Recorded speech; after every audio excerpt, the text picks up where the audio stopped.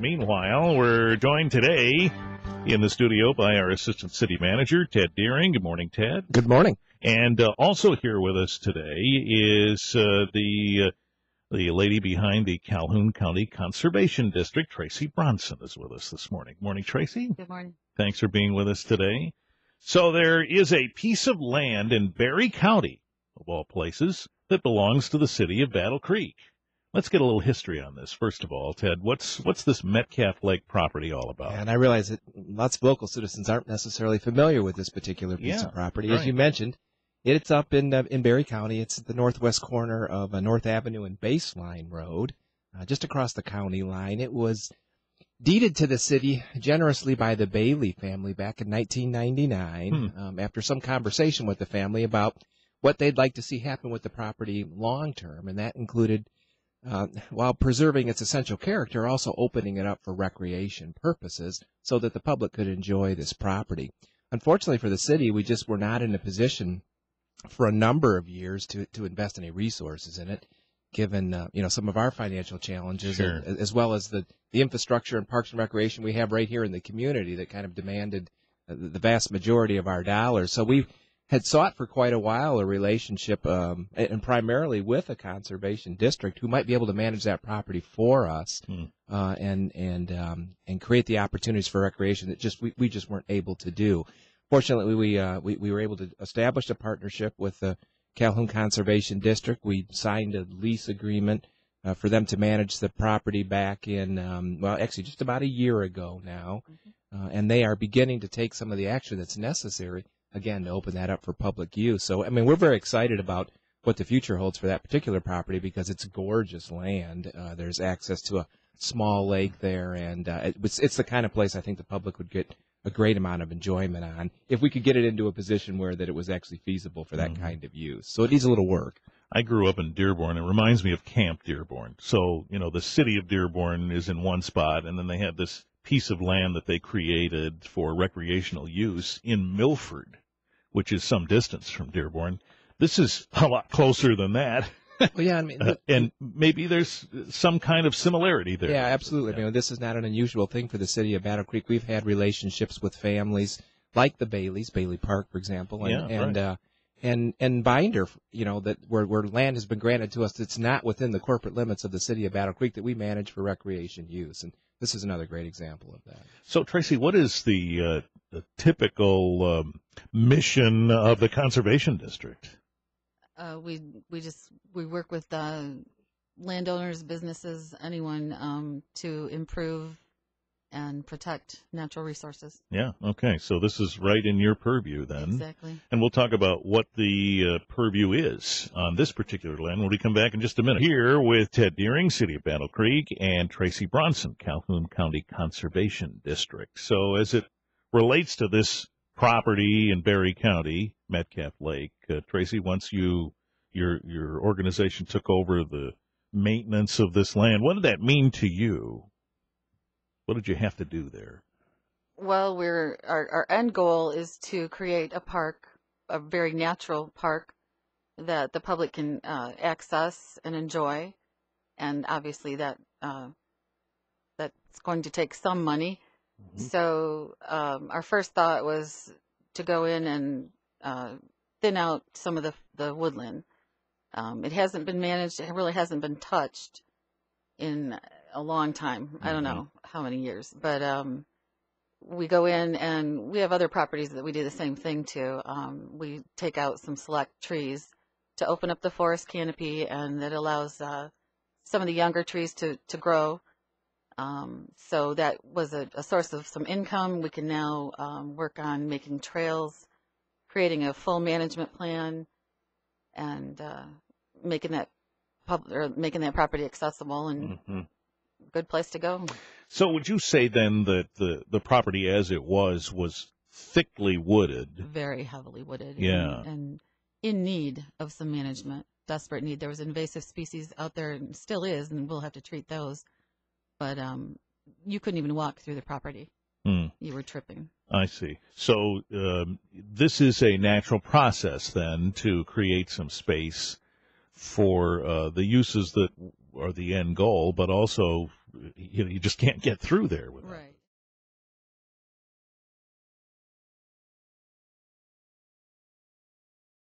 Right, and it's a sustainable, it's a best management practice for forestry. If you just let the woods go on their own, you're either going to have invasive species come in and basically devastate it, or you get a big windstorm and some of the weaker trees are going to knock down the big trees. So this is a good way to strengthen the forest and just make it overall healthier. Mm-hmm. Ted, some folks see logs going out and it makes them nervous.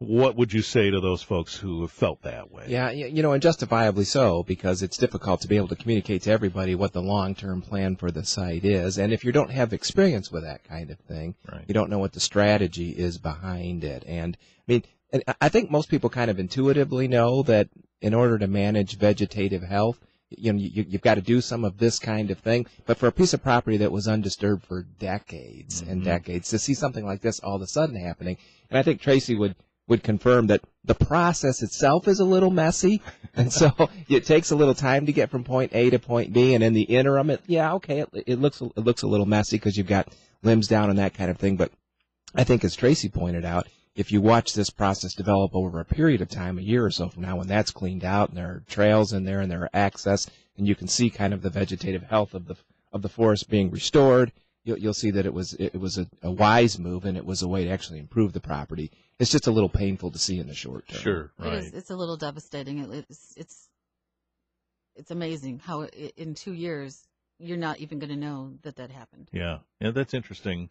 So what kind of a timeline then are you looking at? I mean, we talk about the notion that this can be recreational space. I mean, how long till you think we can get to that point? Well, yeah, we're starting, and it's gonna take some time. We're not gonna go in and do everything immediately. It's a process, and we'll let things recover, and we'll take our time and make sure we're doing the right thing. And I don't know, I can't really put a time on it. So there isn't one that has been established then yet. It's just gonna have to happen, when the right time is. To some degree, obviously, it's also still a matter of resources. And right. So there's a process to go through there. And as Tracy indicated, they're working on a management plan that will kind of lay out what the steps look like.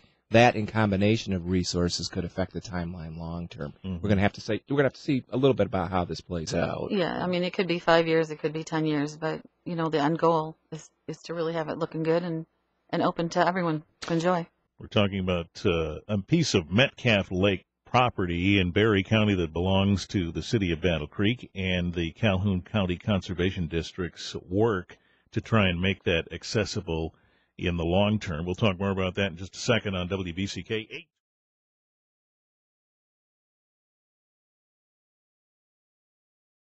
8. Ted Deering is here, Assistant City Manager, and Tracy Bronson oversees the Calhoun County Conservation District.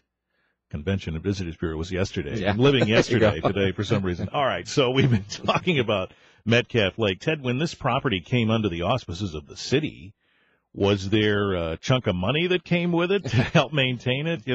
Unfortunately, there was not. I'm dreaming that would have huh? been great, but obviously we were, it was a generous contribution by the Bailey family. Sure. Unfortunately, that wasn't accompanied by dollars that could be used to either maintain or improve the land, which is why it was important for us to find a partner like the Conservation District who could go through a process in which they could manage the property and create a little bit of revenue to make some improvements. And so this relationship works perfectly for us, because I don't think that we would be in a position to invest in this particular property without this agreement in place. Okay. And the trees that you've moved, Tracy, do you know how many that's been?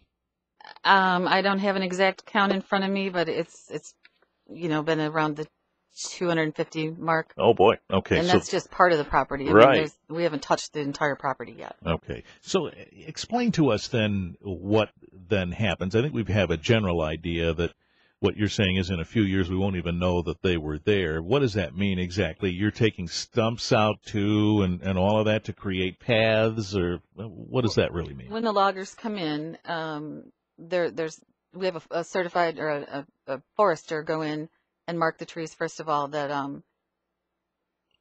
the older ones, obviously not all the older ones, but the goal is to have a variety of species and an uneven aged forest. I see. So we'll take out some of the smaller ones, some of the larger ones, a lot of the already dead ones or downed ones, and just clear that up, clean that up, and then get to work on the trails.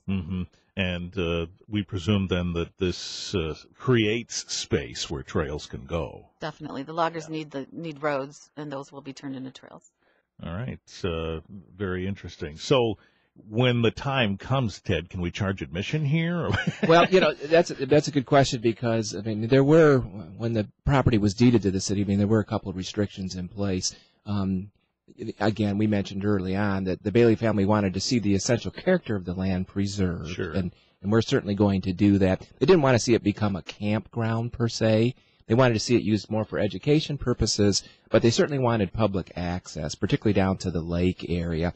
And within that deed, they indicated that they thought it was perfectly acceptable to charge admission if that helped support the maintenance and operation of the property long term. So that's an option then. Yeah, absolutely. And it probably would be necessary and will be necessary in order to be able to maintain the property and operate it on an ongoing basis.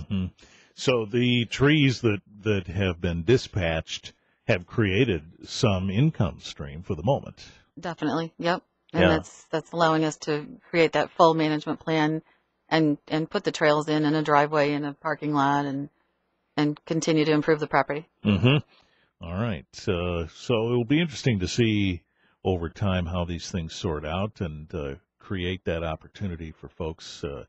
Is there a lake component to this, Ted? I mean, could we have kayaks or something as part of this, or is that not part of the restrictions of the deed? Well, that's yeah. I'm going to take that one. Okay. Go right ahead with that. Very coincidental. You're because, planning for the that. Calhoun Conservation District does rent canoes and kayaks. Okay. So that'll work out very well. But yeah, there is an opportunity for that.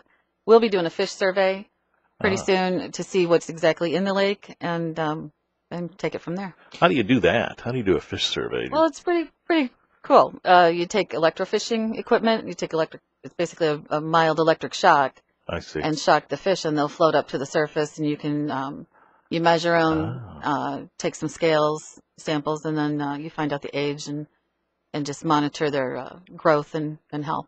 And that just that little operation gives you some information that's useful. It gives us a lot of information. I'm sorry, Ted, you were going to say something. Oh, no, I was just going to say, in the Bailey family, again, you asked was there anything in the deed relative to the water, and again, they obviously anticipated that and wanted folks to access the water. The only thing they put in there was that make sure you have the appropriate safety device on if you're in the water. Well, that's nice of them to think of that. Yeah, absolutely. Yeah, absolutely. All right. Well, it'll be interesting to follow this progress and learn more as we get closer to the opportunities to actually recreate on this land. So we appreciate the opportunity. Give us some time and be patient, and it's going to be great. All right. We'll look forward to hearing updates on that. Thanks to you both. Thank you. 8:20